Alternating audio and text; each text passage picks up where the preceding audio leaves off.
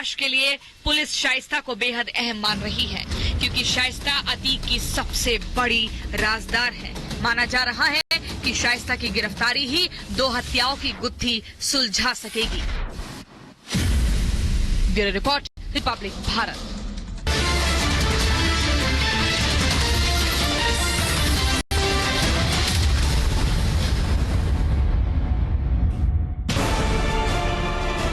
मैं किसी सत्ता या सरकार या किसी सिस्टम के खिलाफ नहीं हूं। मैं उन लोगों के खिलाफ हूं जो इंसाफ की आवाज दबाना चाहते हैं। मैं उन लोगों के खिलाफ था और हूं और रहूंगा।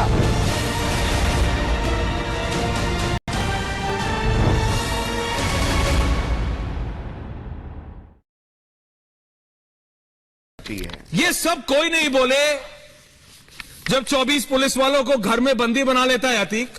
ये कुछ नहीं बोले।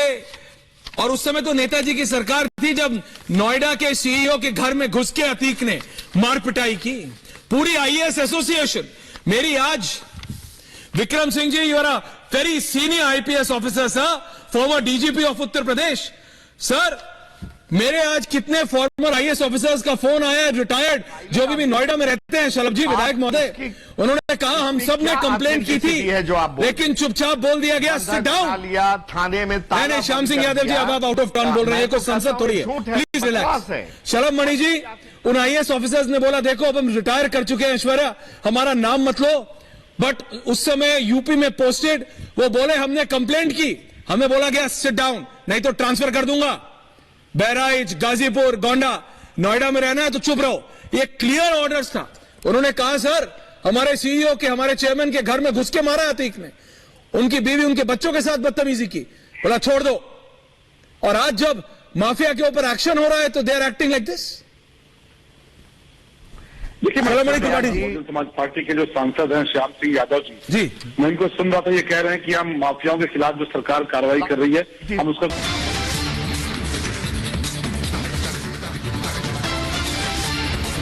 माफिया अतीक की पत्नी और लेडी डॉन शाइस्ता परवीन की तलाश तेज। प्रयागराज के भरेटा गांव के पास मिली लोकेशन, पुलिस की कॉम्बिंग जारी।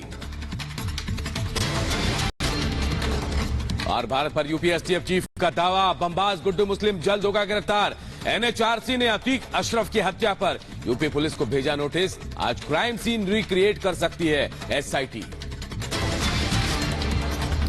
उमेश पाल हत्याकांड पर बड़ा खुलासा, बिल्डर ने असद को दिए थे 80 लाख रुपए। इन्हीं पैसों से उमेश पाल मर्डर की रची गई थी साजिश। आज मित्रों, उत्तर प्रदेश में किसी जनपद के नाम से डरने की आवश्यकता नहीं। अब कोई पेशेवर अपराधी और माफिया किसी उद्यमी को फोन से डरा धमका नहीं सकता है। सीएम योगी आदित्यनाथ का बड़ा बयान, का अब कोई माफिया किसी को डरा नहीं सकता। यूपी में बंद हो गए दंगे। केंद्रीय गृह मंत्री Amit Shah anti narcotics task force प्रमुखों के पहले राष्ट्रीय सम्मेलन का करेंगे उद्घाटन। सम्मेलन में ड्रग्स मुक्त भारत के रोड मैप पर चर्चा होगी।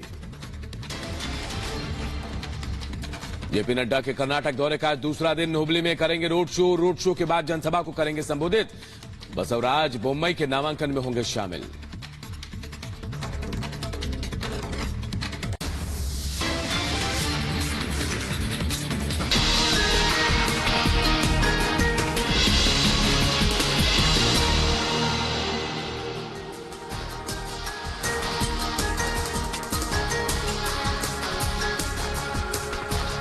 नमस्कार, नमस्ते भारत देख रहे हैं आप और मैं हूं आप सबके साथ अनूप। बुलेटिन की शुरुआत करते हैं और शुरुआत में उन 5 बड़ी खबरों पर सबसे पहले हमारी नजर, जिस पर आज दिन भर हमारी नजर रहने वाली। जी हां, बड़ी खबर क्या है वो 5 आपको बताते हैं। सबसे पहली खबर, लेडी डॉन की तलाश। जी हां, शाइस्ता परवीन को पुलिस तलाश रही है, जगह जगह छापेमारी की जा रही है, कभी भी उसकी गिरफ्तारी हो सकती है ऐसा दावा किया जा रहा है।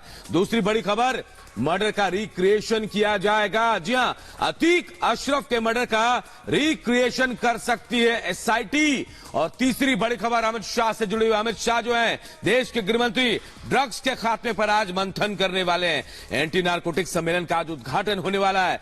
चौथी बड़ी खबर, मिशन कर्नाटक से जुड़ी हुई। जी हां, कर्नाटक में चुनाव होने वाले और जेपी नड्डा वहां ताबड़तोड़ सभाएं कर रहे हैं, रैली कर रहे हैं। हुबली में भी आज जेपी नड्डा का रोड शो होने वाला है।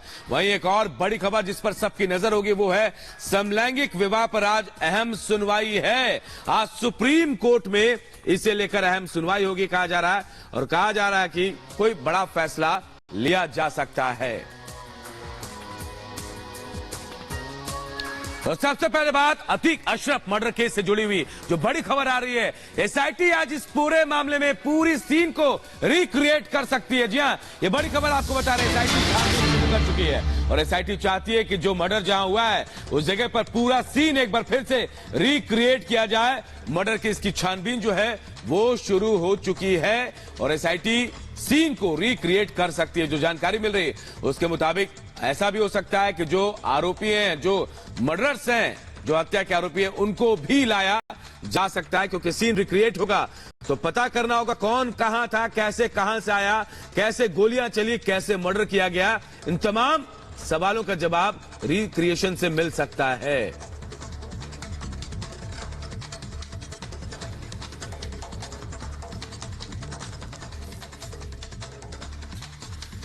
एक और बड़ी खबर की बात करते हैं और आज देखिए जो मर्डरर्स हैं, जो आरोपी हत्या के अतीक और अशरफ के, उनकी रिमांड मांग सकती है पुलिस। कोर्ट में याचिका दाखिल कर सकती है पुलिस की जानकारी मिल रही है। और इसी बीच ये भी खबर आ रही है कि इन सब के पीछे मास्टरमाइंड कौन है उसे तलाशा जा रहा है, उसकी भी तलाश की जा रही है। हत्या के आरोपियों की रिमांड की तैयारी चल रही है। आज रिमांड याचिका दायर कर सकती है पुलिस, लेकिन इन सब के बीच सवाल यह है कि आखिर इनके पीछे कौन है, क्योंकि जैसा इनका होलिया था, जैसा इनका रहन सहन था, उनके हिसाब से लगता नहीं कितने महंगे पिस्टल को लेकर, कैमरे को लेकर ये किसी की हत्या करने निकलेंगे। यानी कोई ना कोई है जो इनको शह दे रहा था, उसकी भी तलाश की जा रही है। और देखिए 3 तस्वीरें हम आपको दिखा रहे हैं। एक तरफ शाइस्ता परवीन, अतीक अहमद की पत्नी, असद की मां और अशरफ की भाभी जो फरार है उसे तलाश रही पुलिस। और दूसरी खबर बमबाज गुड्डू से जुड़ी हुई, बमबाज गुड्डू को भी पुलिस तलाश रही है। फिलहाल फरार है गुड्डू, लेकिन जगह जगह लोकेशन वो बदल रहा है। और देखिए तौकीर रजा का भी धरना, जी हां, तौकीर रजा भी धरना दे रहे हैं। और ये 3 खबरें देखिए, 3 तस्वीरें हम आपको दिखा रहे हैं। 3 तस्वीरों के जरिए 3 खबर हम आपको बता रहे हैं कि क्या क्या होने वाला है। माफिया का दाइंड हो गया, धरना देंगे तौकीर रजा इसके खिलाफ देखिए। और इन 3 खबरों पर भी हमारी नजर होगी कि आखिर कहां क्या चल रहा है।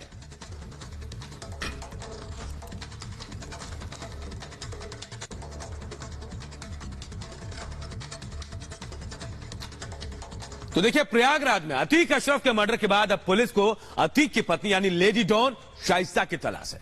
शाइस्ता की तलाश में पुलिस ने मरियाडी में दबिश दी, लेकिन शाइस्ता अब तक पुलिस के पकड़ से दूर बनी हुई है।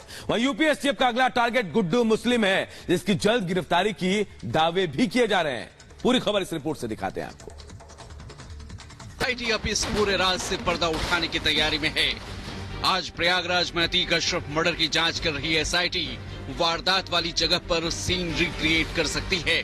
माफिया ब्रदर्स मर्डर मामले में साइंटिफिक तरीके से हर सबूत जुटाए जा रहे हैं। ये तीनों आरोपी कब आए थे, कहां रुके थे, कैसे रेकी की थी, हथियार कैसे जुटाए थे, इन सब की जानकारियां जुटाई जा रही हैं। आज स्पेशल इन्वेस्टिगेशन टीम एफएसएल की टीम के साथ रिक्रिएशन कर सकती है।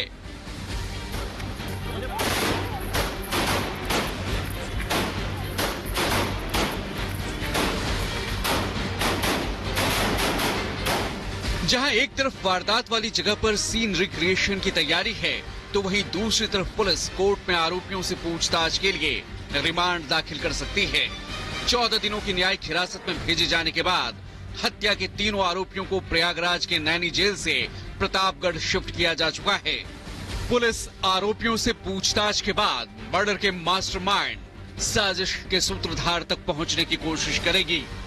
अब तक पूछताछ में जो बातें सामने आई हैं, वो ये इशारा कर रही हैं कि शूटर्स का भाटी गैंग के साथ कनेक्शन है और वहीं से मर्डर के लिए जिगाना पिस्टल मुहैया करवाए गए थे।